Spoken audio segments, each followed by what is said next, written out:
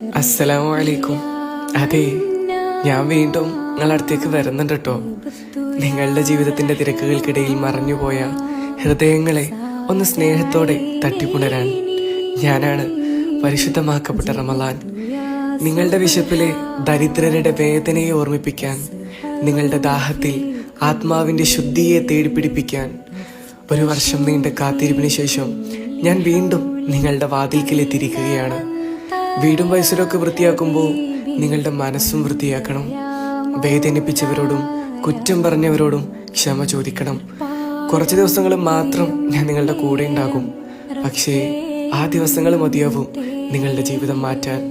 എന്നെ ഭയന്നല്ല, സ്നേഹത്തോടെ സ്വീകരിക്കണം.